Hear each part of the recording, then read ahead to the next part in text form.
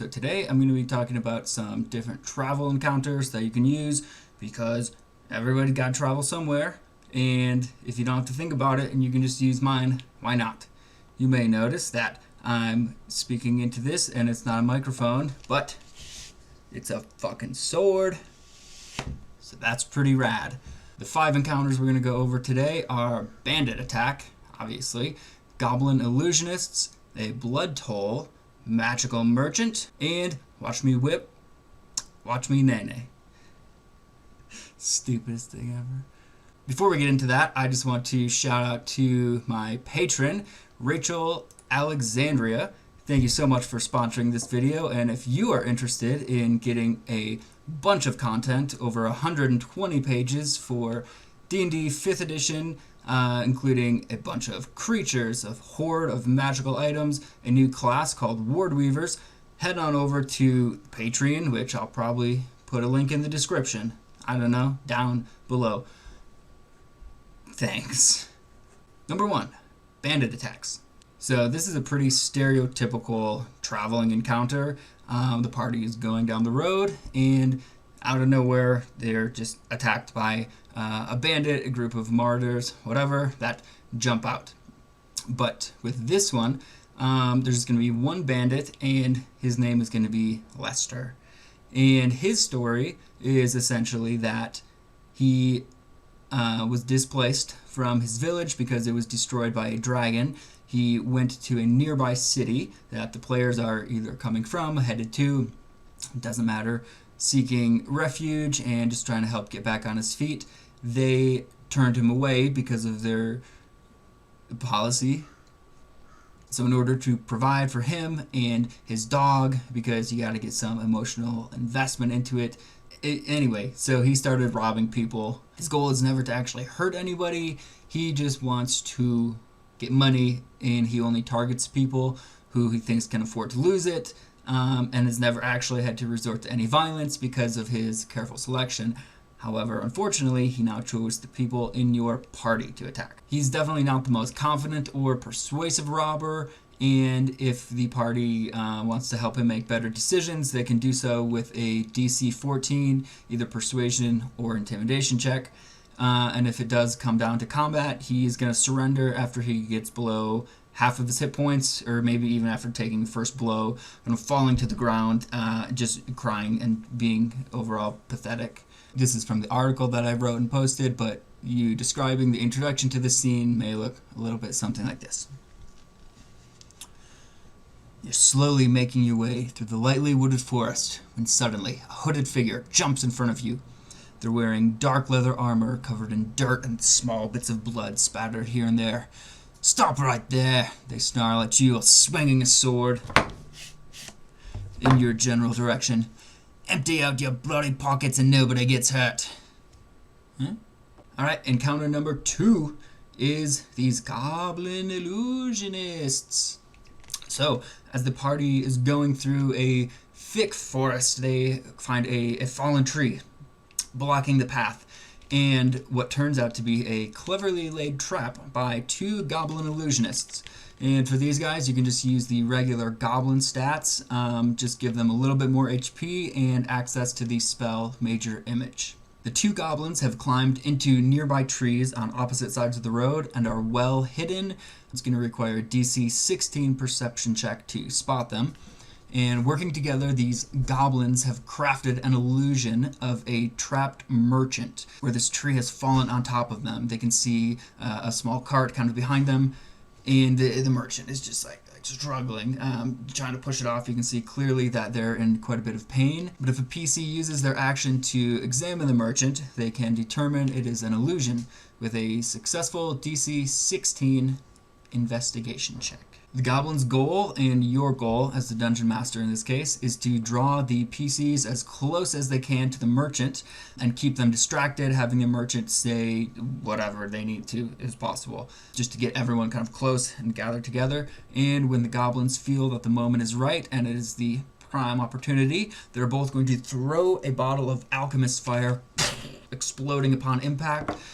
You can find a link in the article to give details on that. There's a +4 to hit, and it makes like fire and stuff. I don't know. And then they're just going to attack with their short bow over and over again. These goblins are going to fight until they die, or until the players capture them, or whatever. As you come around the bend, you see a middle-aged human trapped under this fallen log. They have a cart nearby filled with various wares, suggesting that they are a traveling merchant. The trapped merchant is clearly struggling and in pain, and when they see you, they begin to call out for your aid, kind of beckoning you to come to lend your assistance. Number 3 on the list is a blood toll by orcs.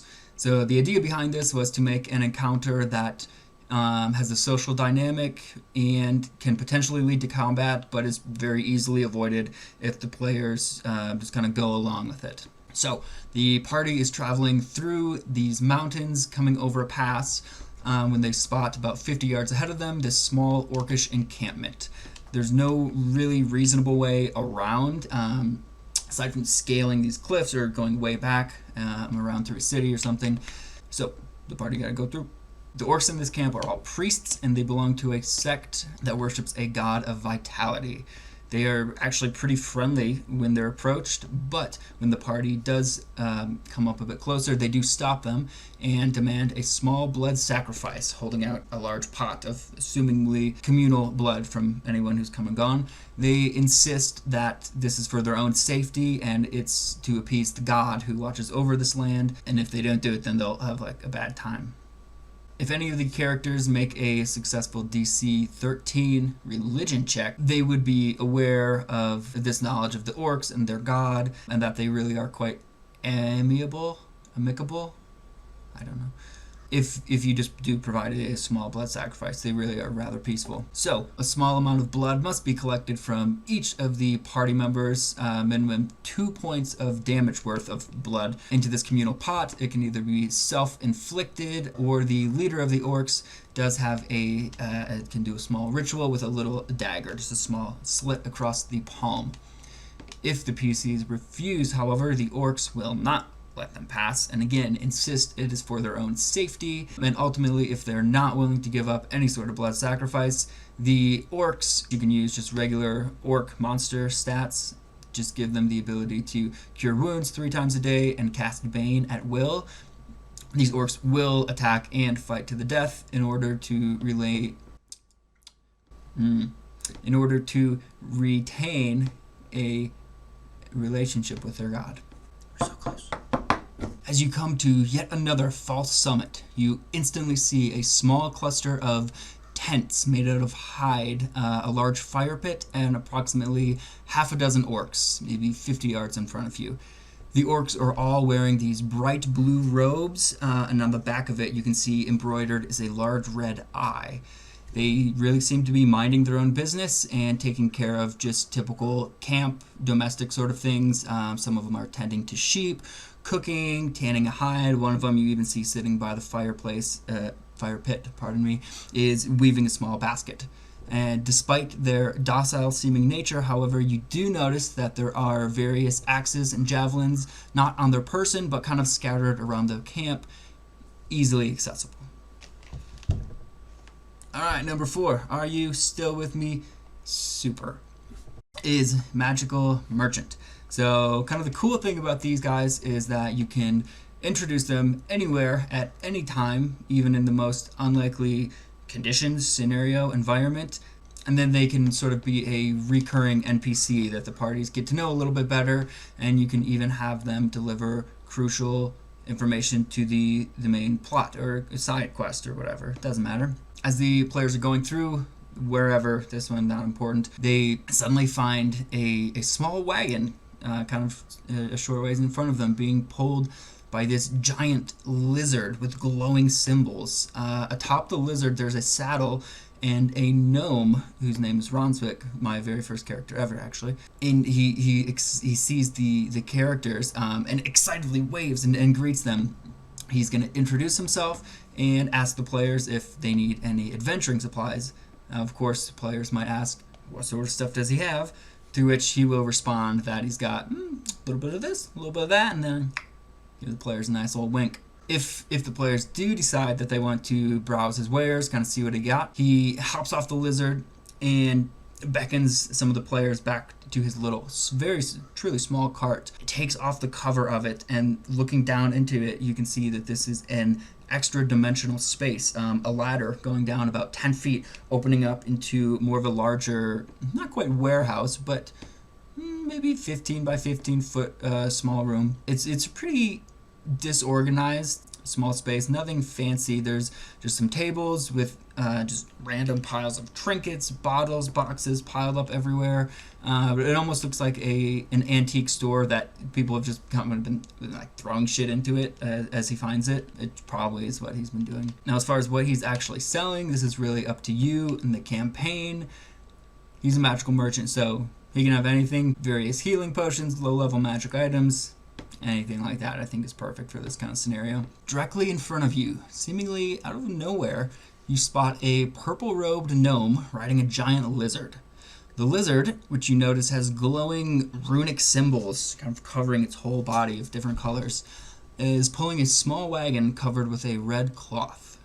The gnome notices you immediately, stops his lizard, and begins waving enthusiastically. Oh, funny running into other folks in a place like this. I'm Broadswick, this is my store, and it is an absolute joy to make your acquaintance. Alright, encounter number 5, the fifth and final on this list, is Watch Me Whip, Watch Me Neigh. I can't fucking say it, seriously. Yeah, it's from a song, not important. So, as the PCs are headed down the road, they see 2 people, which are very apparently slave drivers, riding these horses. But of course, when they get closer, they realize it's not horses, that these are centaurs. And the slavers are using their whips to kind of motivate this group of humans who are all chained and collared together like a pack of sled dogs pulling a cart or a wagon. These centaurs believe themselves to be purists and think humans are an absolutely filthy and inferior race. In fact, they're rather upset about being half human and wish that they could be 100% horse, because I thought it'd be funny.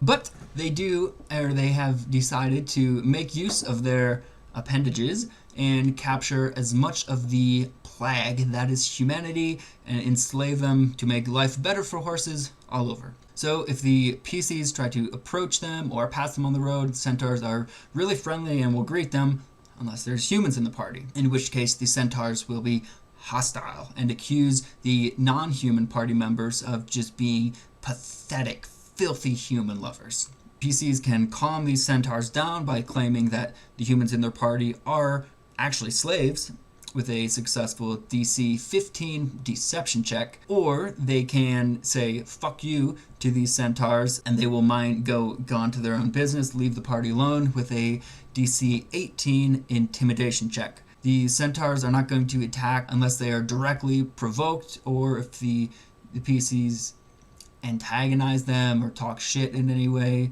or of course if they try to rescue any of the human slaves. If it does come down to combat, in the article I have linked to just regular centaur stats. One of these centaurs is going to rush up and use its pike and hooves attack, while the other stays near the slaves, kind of protecting them, and just repeatedly uses its longbow over and over again, attacking from a distance. They will also fight to the death. The loud crack of a whip whoosh, immediately grabs your attention. Looking down the road, you can see 2 individuals on horses yelling at this group of humans. You can see that the humans have collars around their necks and are attached via chain to a sizable wooden cart. One of the individuals on this horse whips again. One of the humans, who lets out a shrill cry of pain. Your gaze meets the eyes of one of these captive humans, and you can see them silently pleading towards you for help, because they're slaves and they don't want to be slaves. So, yeah. So, that's what I got for you. Just 5 quick little encounters. They probably make a lot more sense if you read them. Again, you can check out the actual article. In the description, there's a link. Gonna be one. And again, if you want to have your name shouted out in this random internet video, like Rachel Alexandria, my first and awesomest patron, check out my Patreon page, where not only you get to have me talk about you, you get actual stuff. So every month there's going to be 3 new monsters, 3 new magic items, and you get instant access to the entire backlog of all the cool, fun shit that I've made over the past couple years. Thanks for watching. If you like this video, feel free to subscribe, share it to a friend, leave a comment. What kind of fun encounters do you have? Type it out. Send me a message. Do whatever you want, but just make sure that you're having fun. Thanks.